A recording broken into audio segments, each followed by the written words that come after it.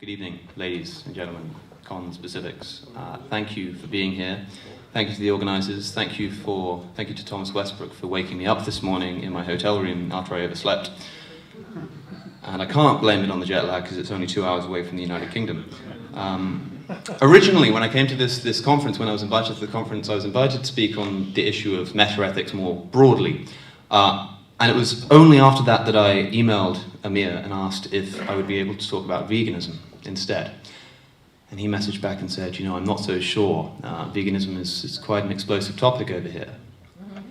I said, it's explosive everywhere, and that's the point. And there's a reason it's so explosive and why so many people are hesitant to talk about it, and that's because it's what I would characterize as a moral emergency. Not only that, but I think it's the greatest moral emergency that we're currently facing. The issue of animal exploitation, I mean. Now, how dare I say this? There are so many things going on in the world, so many things going wrong in the world. How could I possibly say that the exploitation of non-human animals is more important than those? Well, the reason it's an emergency is because, yes, there are many things going wrong in the world right now. Human trafficking, to take one example. But go out onto the street and ask 100 people what they think about the issue of human trafficking. How many of them would tell you that it's not a moral abomination, and how many of them would even try to justify it to you? I submit that you get 0 people doing that, but go and ask some people on the street what they think of the exploitation of non-human animals, and you won't get the same kind of consensus.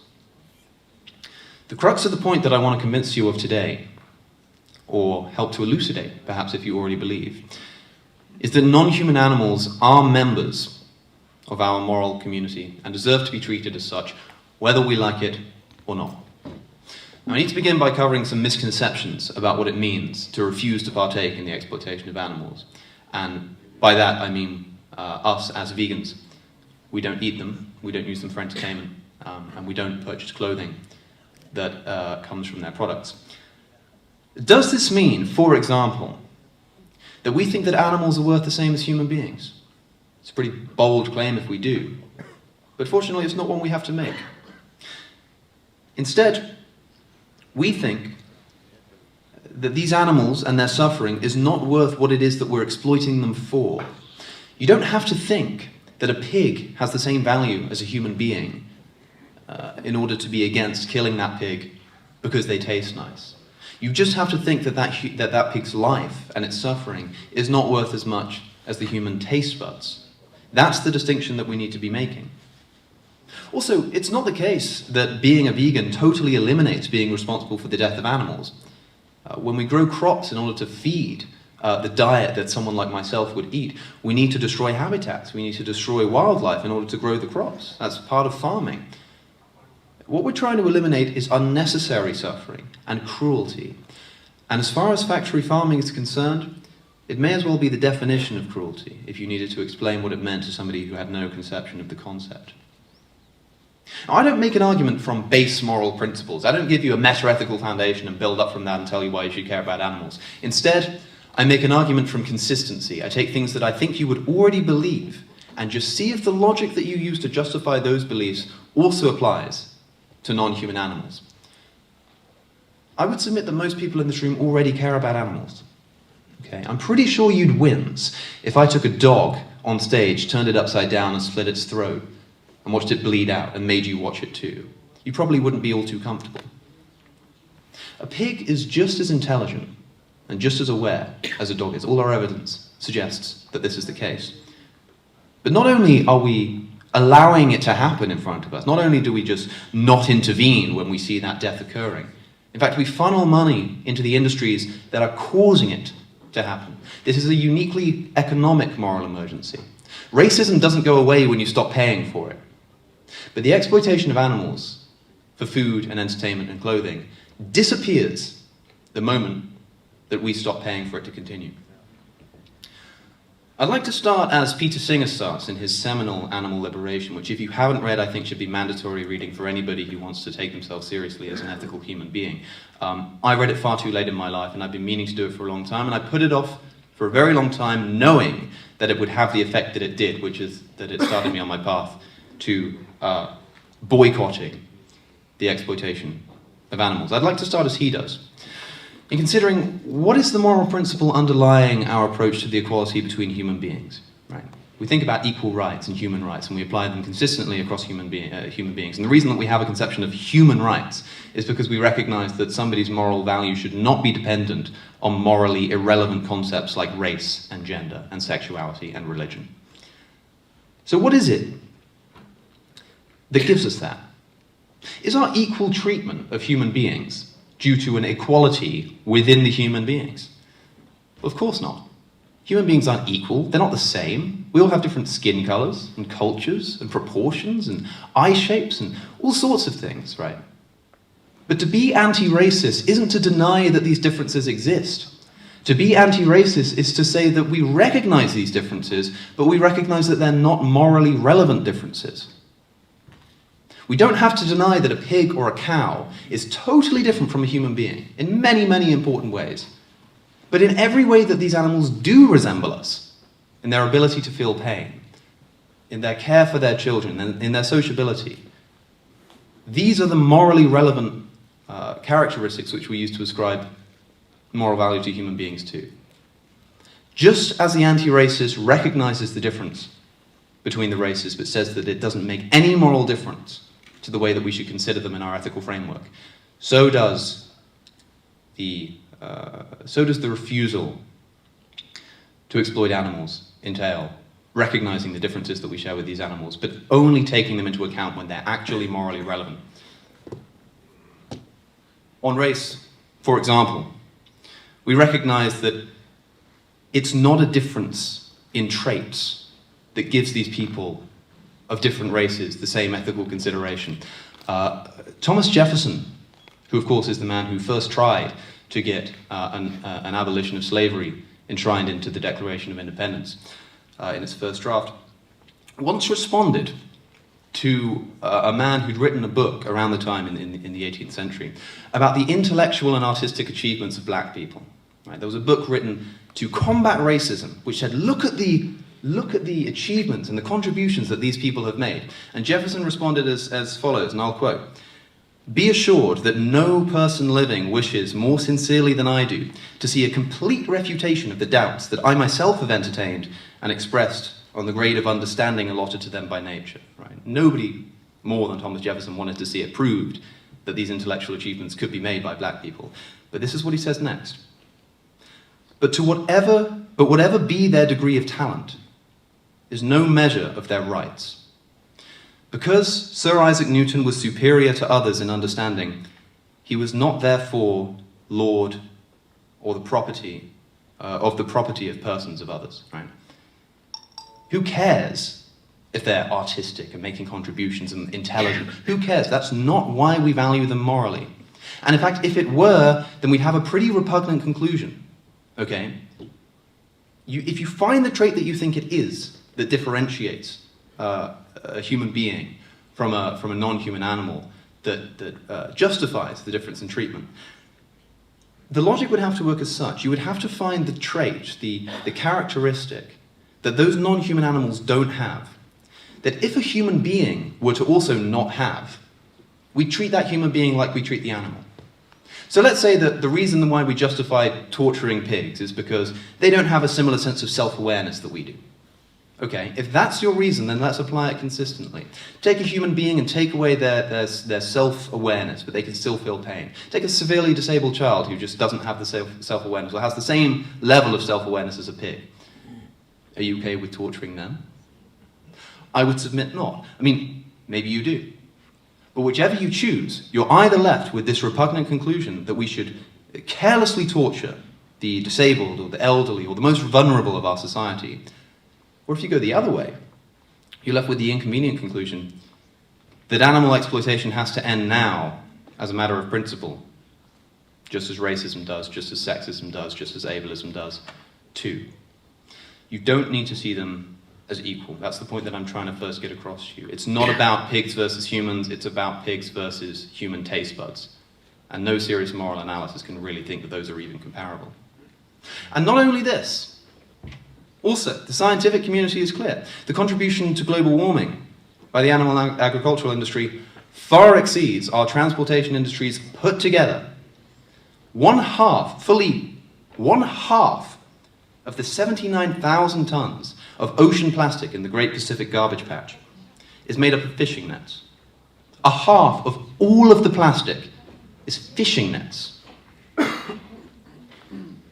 It's amazing the kind of cognitive dissonance we're seeing as people begin to call themselves environmentalists and begin to really make strides to change the world in that area. People are willing to stop using plastic straws to save the fish. They won't stop eating fish to save the fish.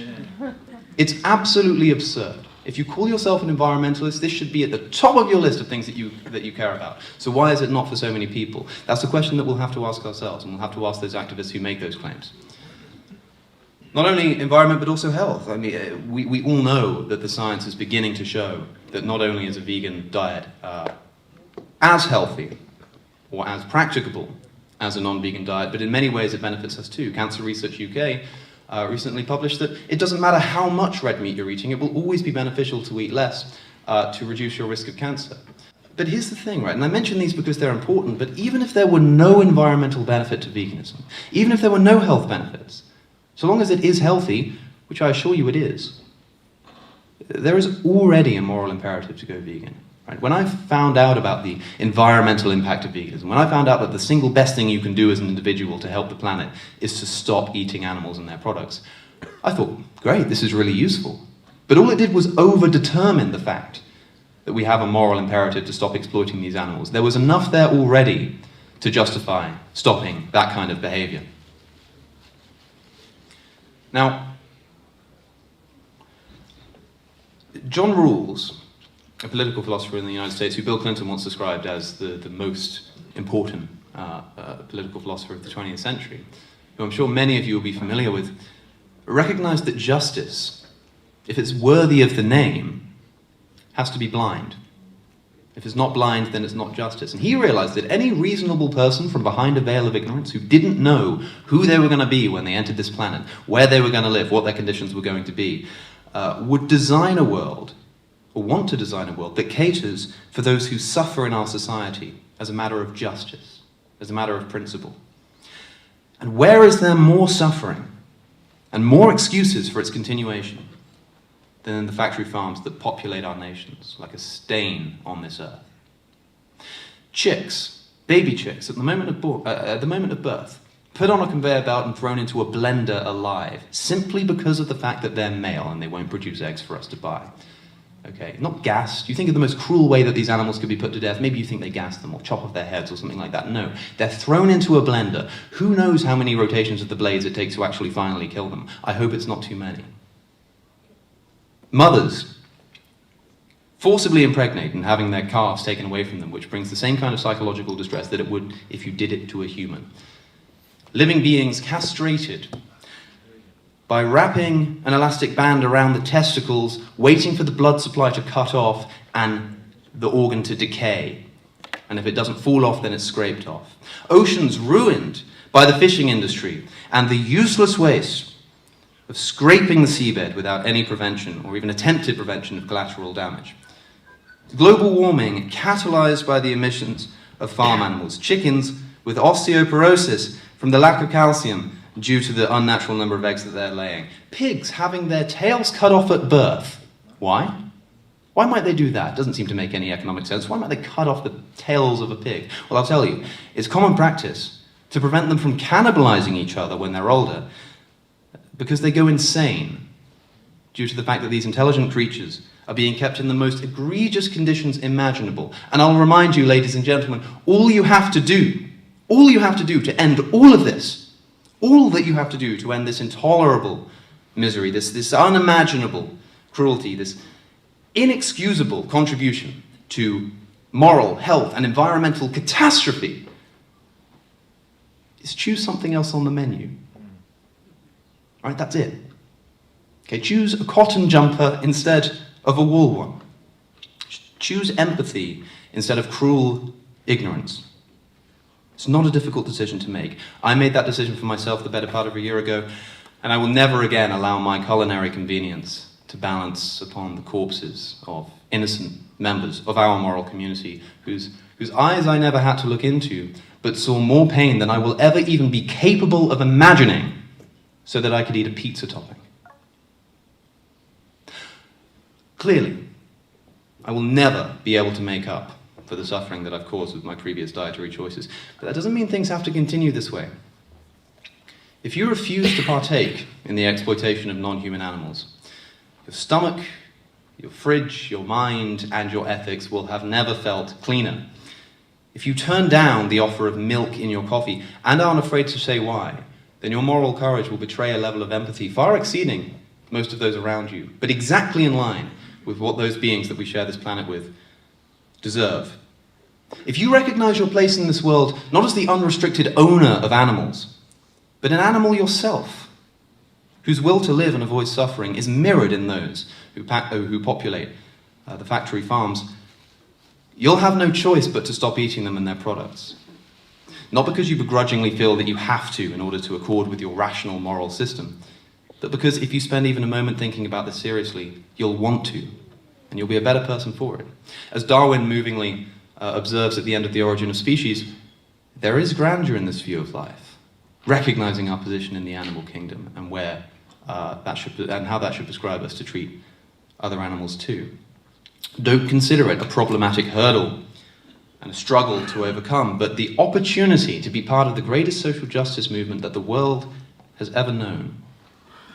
As Peter Singer asks, when history looks back, do you want to be counted among the oppressors or among the liberators? You've got to make that choice.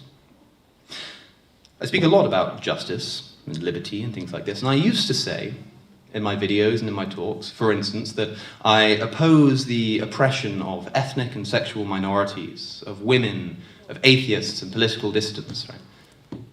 Not anymore. Now I just oppose oppression in all its forms. I oppose exploitation, not of particular groups or races or species at the expense of others. Now, I just simply oppose exploitation wherever it occurs. And I think that we should all be doing the same thing. Ask yourself a question.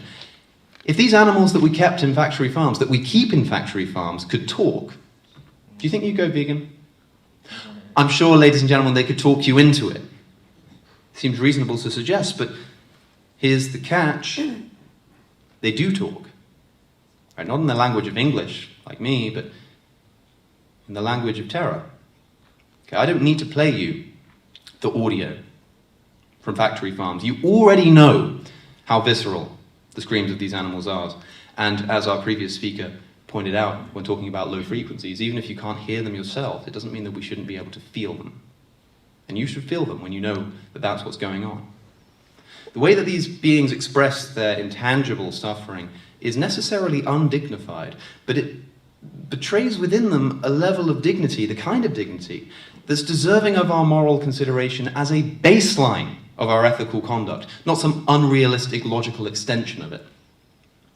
Again, as our last speaker said, extraordinary claims require extraordinary evidence, and I think we can all agree that this is accurate, but I can offer another corollary to that point, which is that extraordinary harm and mistreatment requires extraordinary justification. And we don't even have measly evidence, not even a shred of it, even for the most basic mistreatment of animals that we currently partake in. Okay, if you pride yourself on rationalism, pride yourself on refusing to leave out any sentient creature from your rational moral code. This is not difficult ethical philosophy. Does it get more basic in the consideration of our ethical conduct than to suggest that perhaps it's not a good idea to cause unnecessary suffering where it can be avoided, especially when the justification for this suffering is as trivial as sensory pleasure? Would we allow a sadist or a rapist or a domestic abuser to justify their disregard of the suffering of others because of their own sensory pleasure? Does it get more elementary than to oppose the torture of innocent creatures? The torture of innocent creatures. We don't justify torture. We don't justify the torture of our enemies, even when we have a good reason to do it. How can we possibly justify the torture of innocent creatures for no other reason than our own moral weakness? And you know what happens when I try to talk to people about this and I try to show them the footage, which I haven't even bothered to show you today, and I don't think I need to because we all know what's going on in these factory farms. And when I show people numbers like these that are going on behind me, I daren't even look at where they're at this point. They say, don't show me that. It will upset me. Well, so it should. I'm sorry.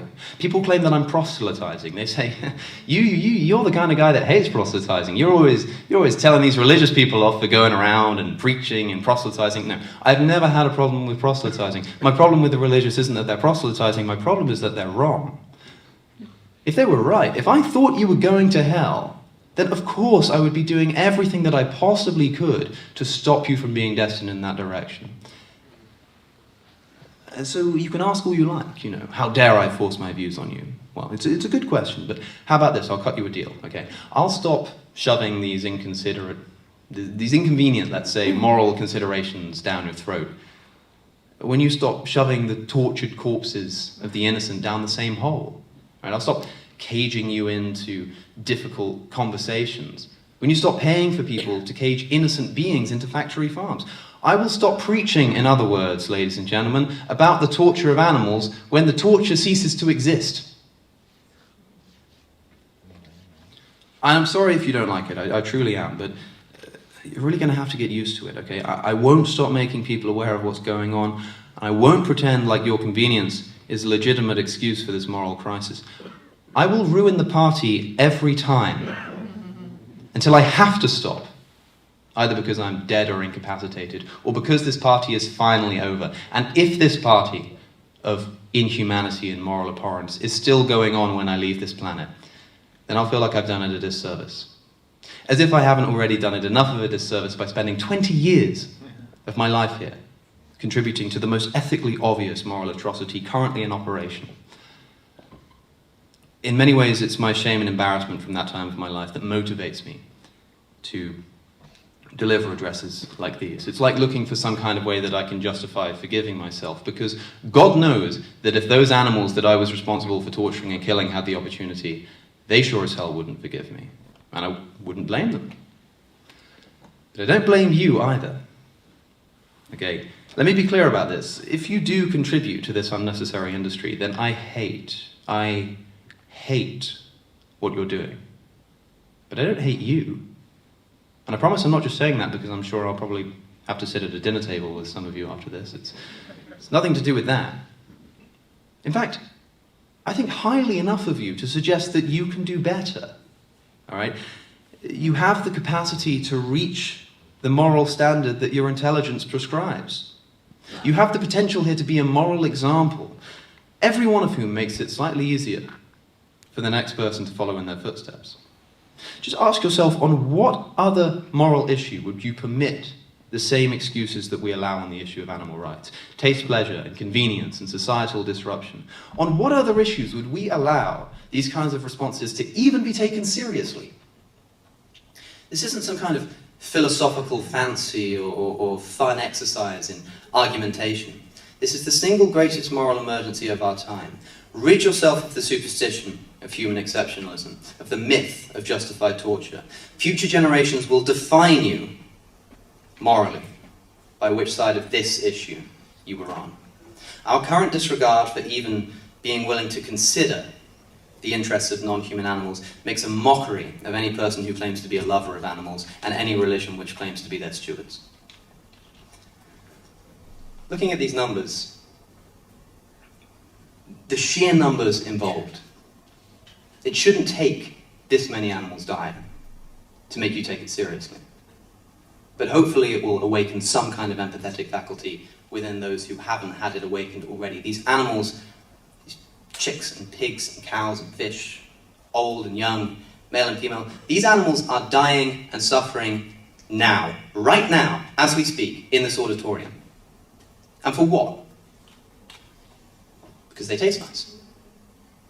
Yeah, well, look, I mean, have that on your conscience. I certainly wouldn't want it on mine. Thank you for listening. I'm happy to take any questions.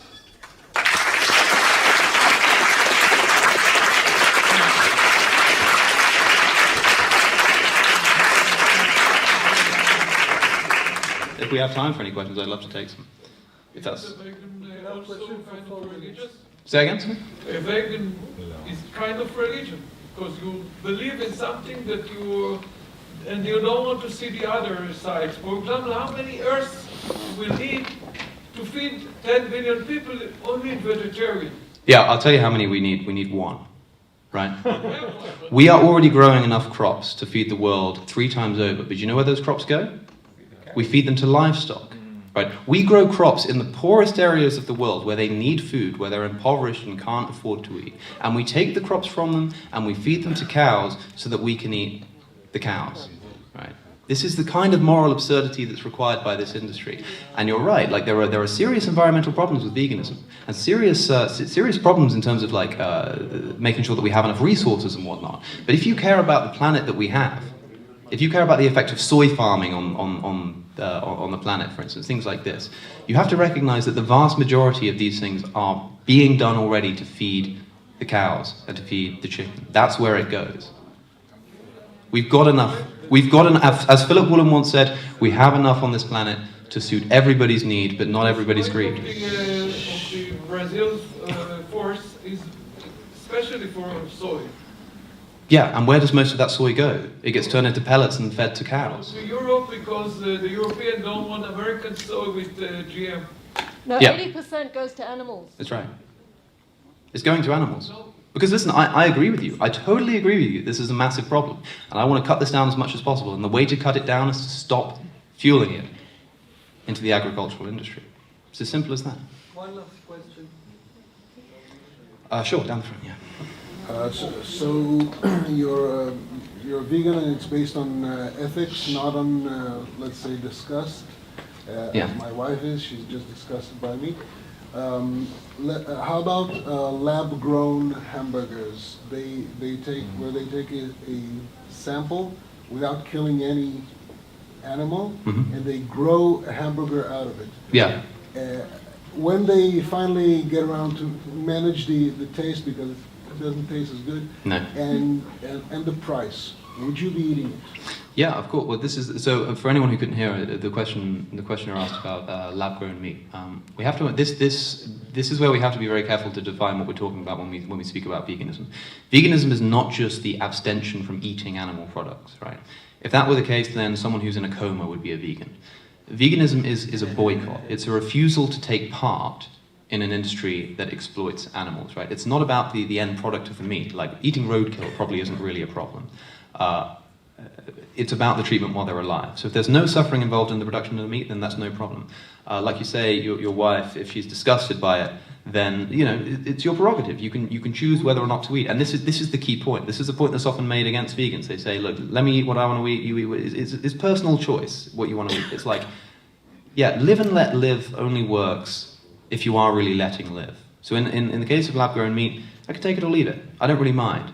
But the implication that so many people make, like you seem to be doing, where you say they haven't quite got the taste right, and I'm not saying this is what you've done, but people say, well, they haven't got the taste right. When they get it there, maybe then I'll eat it. It's like, yeah, it'd be great if we could replicate the taste of meat, and so people who were struggling and missing meat, I miss a pepperoni pizza, could have that experience. Sure, yeah, that's great. But it shouldn't take that. Right? There's already enough to make you go vegan. There's already enough in the moral argument, and if that doesn't do it for you, then how about the environmental argument? And if that doesn't do it for you, then how about the health argument? And if that doesn't do it for you, then I don't know what will. So yeah, I'd have no problem with lab-grown meat, but I think that it doesn't even need to come up in the moral consideration.